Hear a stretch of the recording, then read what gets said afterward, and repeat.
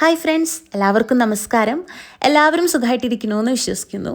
അപ്പോൾ കുറച്ച് നാളുകൾക്ക് ശേഷമാണ് ഞാൻ നിങ്ങളുടെ മുന്നിലതേ ഇപ്പോൾ ഒരു വീഡിയോ ആയിട്ട് വരുന്നത്. അപ്പോൾ കുറച്ച് വൈകിട്ടാണെങ്കിലും ഒരുപാട് സന്തോഷത്തോടെയാണ് കേട്ടോ ഈ ഒരു വീഡിയോ ഞാൻ നിങ്ങൾക്ക് മുന്നിൽ ഷെയർ ചെയ്യുന്നത്. കാരണം എന്താണെന്ന് വെച്ചാൽ എനിക്ക് വളരെയേറെ പ്രിയപ്പെട്ട കുറച്ച് ആളുകളുടെ കൂടെയുള്ള നല്ല നല്ല കുറച്ച് നിമിഷങ്ങൾ, എൻ്റെ കൊച്ചു കൊച്ചു സന്തോഷങ്ങൾ, അതൊക്കെയാണ് ഞാൻ ഈ ഒരു വീഡിയോയിൽ ഉൾപ്പെടുത്തിയിട്ടുള്ളത്.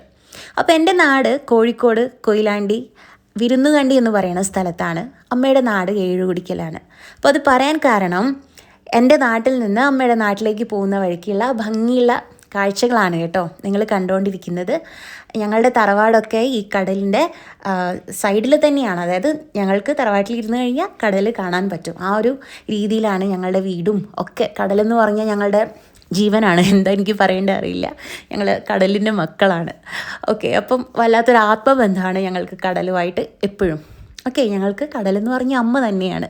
അതുകൊണ്ട് ശരിക്കും കടൽക്കരയിലാണ് ഞങ്ങൾ താമസിക്കുന്നതെങ്കിലും കടൽ ഞങ്ങൾ ദിവസം കാണുന്നുണ്ടെങ്കിലും എത്ര കണ്ടാലും മതി വരാറില്ല, എത്ര കണ്ടാലും കൊതി തീരാറില്ല, എത്ര കണ്ടാലും കൗതുകങ്ങൾ നമുക്ക് വീണ്ടും വീണ്ടും വന്നുകൊണ്ടേയിരിക്കും. അങ്ങനെ ഒരു ലഹരിയാണല്ലേ.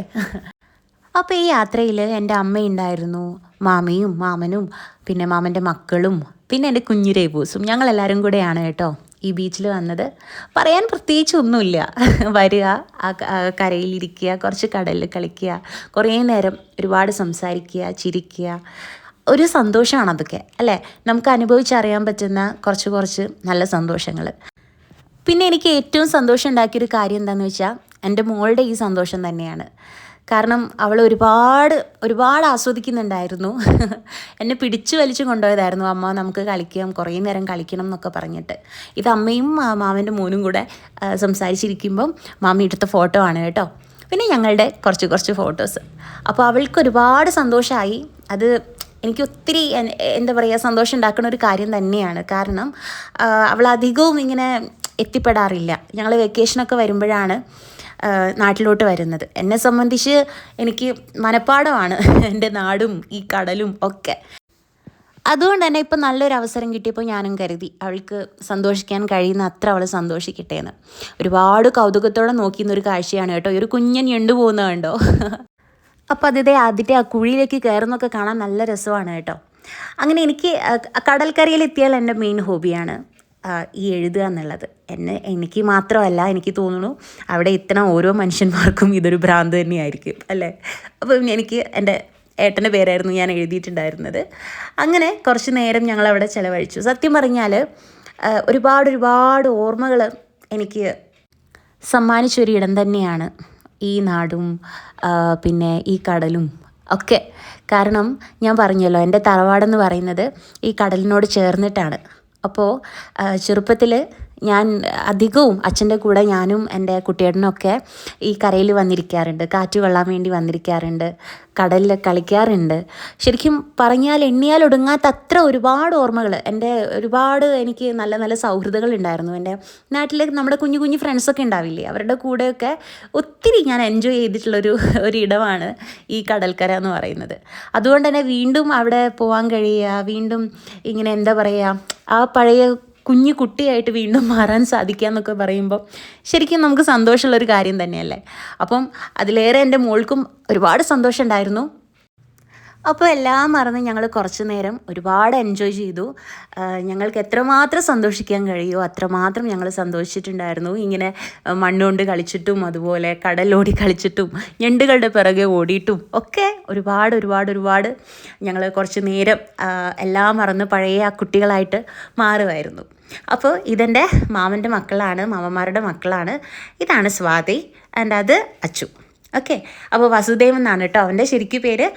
അപ്പോൾ ഇവർ രണ്ടുപേരും എൻ്റെ വീട്ടിൽ കുറച്ച് ദിവസം നിൽക്കാൻ വന്നിട്ടുണ്ടായിരുന്നു. ഞാൻ പറഞ്ഞല്ലോ ഞാനുള്ളത് കൊണ്ട്. അപ്പോൾ ഈ കാപ്പാടൊക്കെ വരുന്നതിന് മുന്നേ തന്നെ ഞാൻ നാട്ടിലേക്ക് പോയി കുറച്ച് ദിവസം അടുപ്പിച്ചൊരു 4-5 ദിവസം ഞങ്ങളുടെ എന്താ പറയുക വിരുന്നുകണ്ടി ബീച്ചിൽ രാത്രി ഒരു 7-7:30 മണിക്ക് ഞങ്ങൾ പോയിരിക്കാറുണ്ട്. അപ്പോൾ അവിടെ പോയി പിന്നെ എന്താ പറയുക, അവിടെ നമ്മൾ കരയിലേക്ക് അടുപ്പിച്ച് കെട്ടി വെച്ച് തോണിയൊക്കെ ഉണ്ടാവുമല്ലോ, അതിലേക്ക് കയറി ഇരുന്നിട്ടുണ്ട്. പിന്നെ മനസ്സ് തുറന്ന് ഒച്ചത്തിൽ കുറച്ച് പാട്ടൊക്കെ പാടിയിട്ടുണ്ടായിരുന്നു. പാട്ട് പാടാനുള്ളൊരു പ്രേരണ എന്താണെന്ന് വെച്ചാൽ നിലാവായിരുന്നു കേട്ടോ. നല്ല നിലാവുള്ള രാത്രിയായിരുന്നു ഞങ്ങൾ പോയിട്ടുണ്ടായിരുന്നു ആ 3 ദിവസവും. അപ്പോൾ എന്താ പറയുക, മിണ്ടാതിരിക്കുന്നവൻ വരെ എന്തെങ്കിലുമൊക്കെ മിണ്ടിപ്പോവും നമ്മൾ ആ അമ്പിളിമാമനെ നോക്കിയിട്ട്. കാരണം അത്രയും ഭംഗിയുള്ള ഒരു കാഴ്ചയായിരുന്നു. ഞാനൊരു 2 വരി പാടട്ടെ. നിലാവേ നിലാവേ നീ മയങ്ങല്ലേ, കിനാവിൽ കിനാവായി നീ തലോടില്ലേ, പ്രണയരാമഴയിൽ ഈ പവിഴമല്ലിക തൻ നിറമിഴികൾ തഴുകൂ. ഈ ഒരു പാട്ടായിരുന്നു ഞാനൊരു 5-6 പ്രാവശ്യമെങ്കിലും അവിടുന്ന് പാടിയിട്ടുണ്ടാവും. അപ്പോൾ പെട്ടെന്ന് മനസ്സിൽ ഓർമ്മ വന്നതുകൊണ്ട് പാടിയേ ഉള്ളൂ കേട്ടോ. ഇതേ കണ്ടോ, നമ്മുടെ ആകാശപ്പതേ നല്ല ചുവന്ന് തുടുത്ത് നല്ല സുന്ദരിയായിരിക്കുന്നുണ്ട്. അപ്പോൾ നല്ല അസ്തമയമൊക്കെ നമുക്കിപ്പോൾ കാണാനായിട്ട് പറ്റും. അപ്പോൾ എന്താ പറയുക, അസ്തമയ സൂര്യൻ്റെ ആ ഒരു ഭംഗി എങ്ങനെയാണ് വർണ്ണിക്കുക എന്നൊന്നും എനിക്കറിയില്ല. ഞങ്ങൾ ആദ്യം കൂട്ടുകുടുംബമായിരുന്നു.